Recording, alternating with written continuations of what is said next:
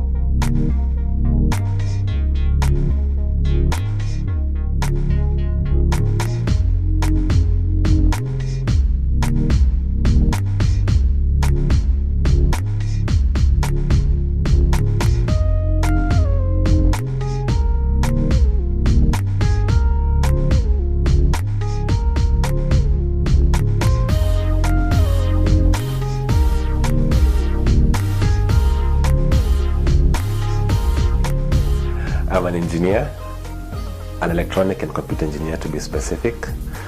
And when I cleared my course at JKU, I thought, what can I do with myself? And so I was employed by a telecom company, and I was bored, I was frustrated. And so I thought, I need something extra. My life needs to count for something more than this. And so I signed up for an MBA. I did an MBA in entrepreneurship, the concentration. And then after I finished, I was wondering, what can I do? And then I asked God, what can I do? And then now, God just told me, whatever you have in your hand to do, that's the plan for your life. And so from there now, usually by then I used to take photos using my Nokia phone. I used to love doing that. And so someone told me, Ben, make a business from what you're passionate about. And that was taking photos. And so from there I began. So basically for me, photography is a passion, is a hobby, something I will do with no pay whatsoever, something that my heart calls me for. And so for me, being a photographer is second nature, just like breathing. I'm a wedding stroke fashion photographer, but weddings are where my heart is. My work shows passion, my work shows character, my work shows depth, my work shows difference. And basically for me, what the X factor is, just to let the cat out of the bag, my X factor is basically the God factor. Because God adds that extra ingredient that other people don't have. And for me, when I look into the viewfinder and take the photo, for me, I just take a normal photo and then now I trust in God to add that extra ingredient, that X factor. I love color. And for me, color is my identity, color is my signature. So for me, I try and incorporate a lot of color, especially there's this big word called composition. It's basically whatever you see when you're framing the photo, whatever you include, the background and everything else. Photography has a lot of problems, a lot of issues. There are so many issues that if you are weak-willed, you will quit. Like for me, I quit every day. I just thank God. Thank God for His grace, that's why I'm here. But basically, one of the major difficulties in photography is equipment. Photography equipment is very, very expensive. Something that you not just walk and buy across the counter. You need to save and plan and take loans for it. The equipment is very, very expensive. The next thing is getting a market or getting clientele for your business. Because at the end of the day, photography needs to pay your bills. That is one of the most difficult things, because people basically in photography field, they work via how well known are you, or via referrals. And so if you're a beginning photographer, it is very, very difficult. you have to have a second source of income. And then lastly, one of the major problems that I can remember off my head is the fact that you have to get a niche. You have to make a name for yourself. Because what happens, very many photographers are the copy and paste kind of photographers. Kenya clients are very difficult. They bargain and then they require you to deliver up to quality. Yeah. And so it was very difficult for me trying to make a way whereby I will get my money's worth. I will not get out of every meeting feeling bad about myself. I will do my best. But then bottom line is this: for anyone to succeed in photography, just be yourself. People will accept you or they'll reject you, but most will. I like defining myself as a Christian first and then a photographer second. And so for me, my work in fashion became a bit of an issue of my faith. Specifically, let me give you a story. One time, our youth pastor called me for a meeting into his office, and then when I went to his office, he opened my Facebook profile. Then he went to the photos, and then now he showed me the photos that were in my profile. And then he told me, Ben, basically these photos and you provide very different testimonies of the same man. And so now he went on to tell me, Ben, by the way, you're self-employed. So the photos you take, it is your own choice. You're the one who chooses to do that. And so for me, I photograph models in very skimpy clothing. That is my job. What makes me different is that what I ask God for is that God, let not my work be a stumbling block to any Christian, especially the young Christians. But Father, let me use even the skimpy dressed models to give you glory.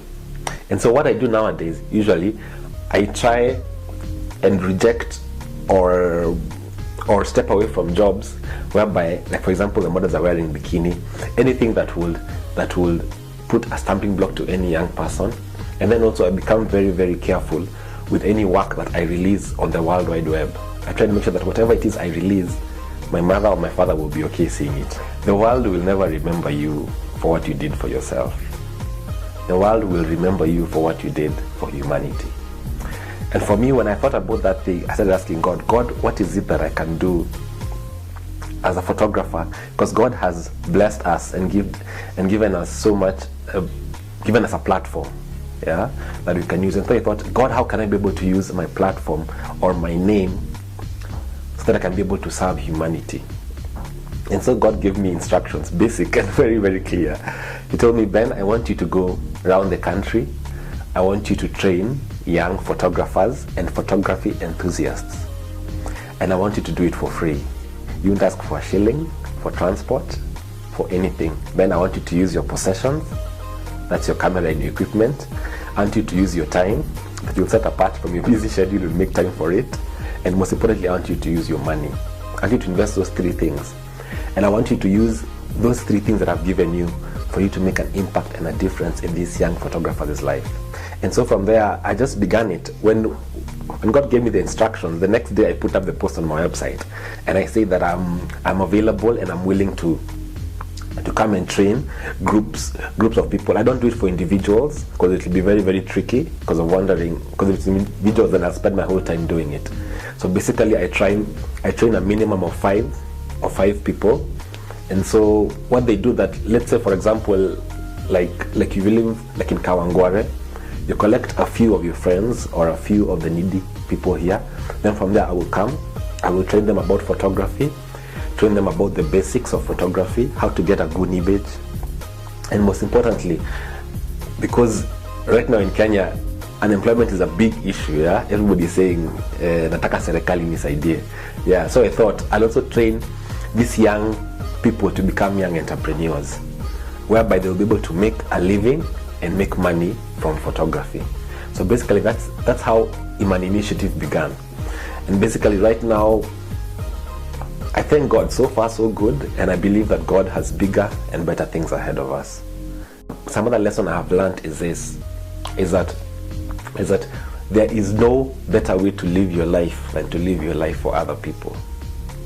There is no better way than that. For me, I have found fulfillment that I have not found before by me serving. Usually after every session of the initiative, I am so tired. I've never been that tired before. I didn't know that talking was that hard. Yeah, but it's fulfilling, because when I go and I talk to these individuals who I don't even know, when I empty myself from that, then God fills me with new things. When you teach something, you become better at it. Usually when I'm shooting, I don't really know the reason why some things happen, they just happen. But then when I talk about them, then I'm able to get an understanding, a clear understanding by the way that was why. Our work is basically to cast a good light on what Africa or Kenya is all about. That is my work as a photographer. That is why I have got 2,000 hits that are not from Kenya every day. These people are able to come to my website and see a different side of Kenya that they would not have seen had it not been for my presence in the photography industry. Every day when I wake up, I just pray one prayer alone. Every day, even though I'm how crazy, I pray one prayer alone. And I say, Father, help me to make a difference today, and help me to make a difference for you. And that's all that matters in my life. Whatever it is I do, I hope and I pray that it makes a difference. Because I know that one day I will die. And one day, whatever I did for people or for God is the only memory there will be of Ben Kiruthi. Yes. Turn it up, turn it up, turn it up, turn it up, turn it up, turn it up.